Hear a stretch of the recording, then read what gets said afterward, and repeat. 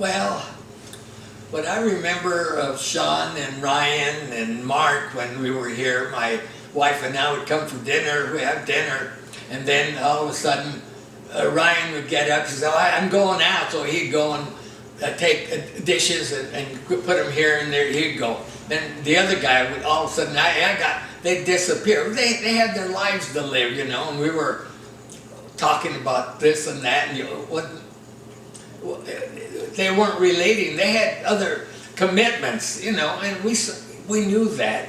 And Sean, they're all three boys of yours are all completely different. All three of them completely, I think, completely different. Ryan is different from Sean, and Sean is a different individual completely, and he's got his teaching and his business is going well, and Ryan is doing well, and so is Mark. They're all very successful. Very proud of them. And the kids up north, Richard's family, Kerry came here with his wife not too long ago and spent one day here with us, and they were going to get together with some friends, and they're looking very well. They don't have a family, and the other two girls are living up there with Richard, and Richard and Carol are doing very well. Richard is doing very well in his construction business,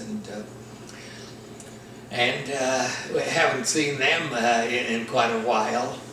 But they've been here, so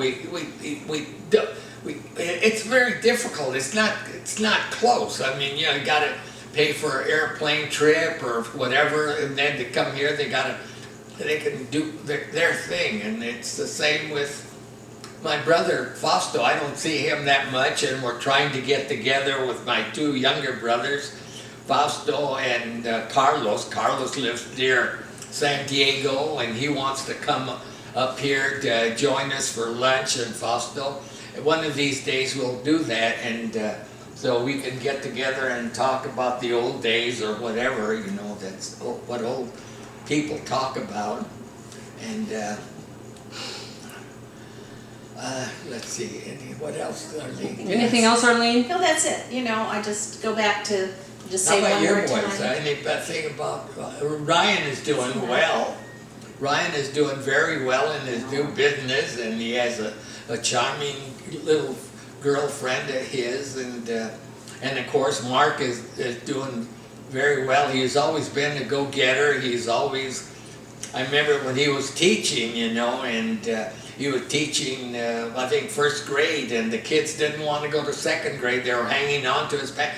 We don't want to go, we don't want to leave you. And then he said he got out of that, which was a good thing, and he went into down the street here on Foothill and started a daycare type of thing, which he was teaching kids, but it wasn't a babysitting thing that parents would drop the kids off, and that he got out of, and then he went into the business that he's now into, doing very, very well. Very well. I'm really proud of him. I wish I was in good shape to go down and see their nice home that they have near San Diego there. And but the kids, they come up here also. They come in and they're on a little computer thing doing that. They talk to them. Yeah, hi. That's the way all life is. And you go to the market. Everybody's got the phone. Hi, yeah. Get the phone out. Throw it away. It's a different world. That's for sure. They got to communicate.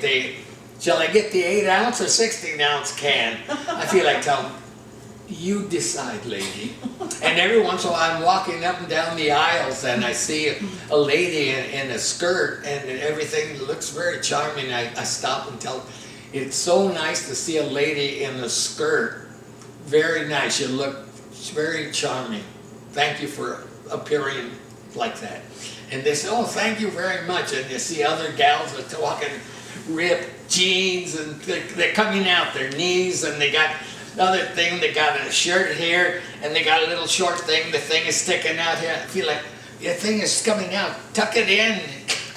That's the way it is. Life has changed completely. It's different times, and it's a God. And I like to see back like 20, 30 years ago.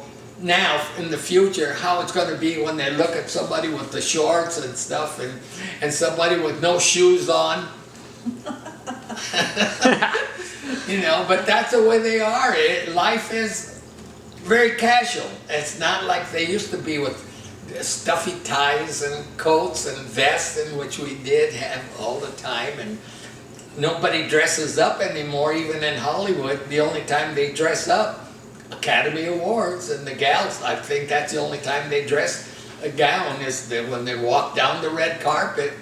I don't think they dress like that anywhere else when they go to any of the restaurants. And they used to be, when we were in advertising, we'd go to Cyrano's and Ciro's and all the other nice restaurants in Hollywood, and everybody was, the Brown Derby, everybody was all dressed up. I mean, it was nice.